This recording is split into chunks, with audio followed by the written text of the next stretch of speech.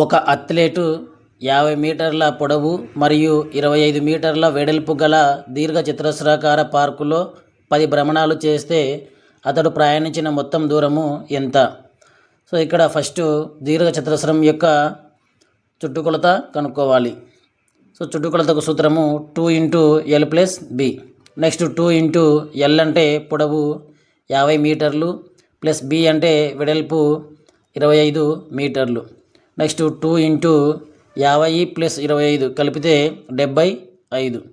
Next 2 × 75 చేస్తే 150 మీటర్లు. కాబట్టి దీర్ఘచతురస్రాకార పార్కు యొక్క చుట్టుకొలత 150 మీటర్లు. ఇప్పుడు 10 భ్రమణాలు చేస్తే అంటే 150 × 10 చేయాలి.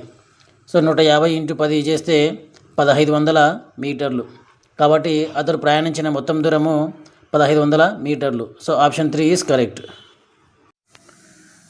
250 మీటర్ల పొడవు మరియు 175 మీటర్ల వెడల్పు గల దీర్ఘచతురస్రాకార పార్కుకు కంచె వేయుటకు మీటర్కు 12 రూపాయల చొప్పున అగు ఖర్చు ఎంత? సో ఇక్కడ దీర్ఘచతురస్రం యొక్క చుట్టుకొలత కనుక్కోవాలి. సో చుట్టుకొలత కనుక్కోవడానికి సూత్రము 2 × L + B. నెక్స్ట్ 2 ఇక్కడ L అంటే పొడవు 250 మీటర్లు ప్లస్ B అంటే వెడల్పు 175 మీటర్లు. నెక్స్ట్ 2 × 250 + 175 కలిపితే 425 అవుతుంది. నెక్స్ట్ 2తో మల్టిప్లై చేస్తే 2 × 5 = 10, 2 × 2 = 4, 1 5, 2 × 4 = 8. సో దీర్ఘచతురస్రం యొక్క చుట్టుకొలత 850 మీటర్లు. సో కంచె వేయుటకు 1 మీటర్కు 12 రూపాయల చొప్పున ఖర్చు అయితే 850 మీటర్లకు అయ్యే ఖర్చు ఎంత అంటే ఇంటూ 12 చేయాలి. సో 12 0 0, 12 5 = 60, 12 96, 1 6, 102. కాబట్టి 850 మీటర్లకు కంచె వేయుటకు అవు ఖర్చు 10,200 రూపాయలు. 7 సెంటీమీటర్లు వ్యాసార్థం కలిగిన స్తూపం యొక్క వక్రతల వైశాల్యము 308 చదరపు సెంటీమీటర్లు అయితే ఆ స్తూపం ఎత్తు సెంటీమీటర్లలో ఎంత? సో స్తూపం యొక్క వక్రతల వైశాల్యం కనుక్కోవడానికి సూత్రము 2πRh.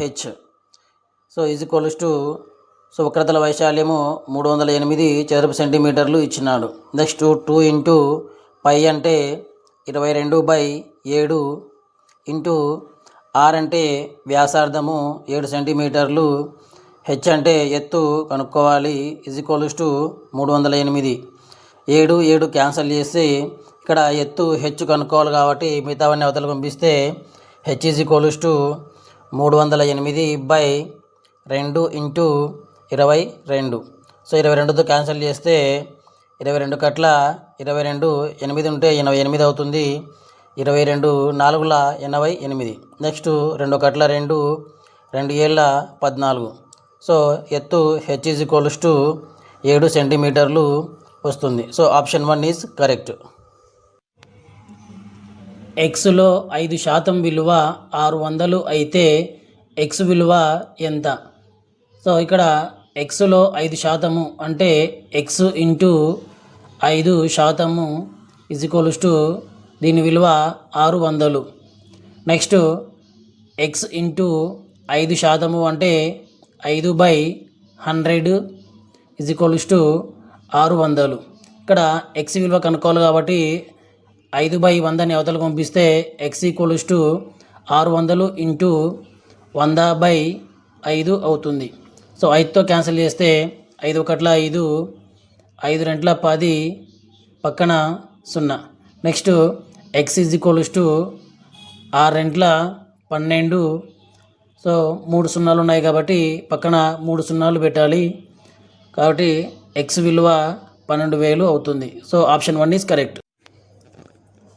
12 పెన్నులు కొన్న వేళ 8 పెన్నులు అమ్మిన వేళకు సమానమైతే లాభశాతము ఎంత? సో ఇక్కడ 12 పెన్నులు కొన్న వేళ 8 పెన్నులు అమ్మిన వేళకు సమానము అంటే మనకు లాభం వస్తుంది.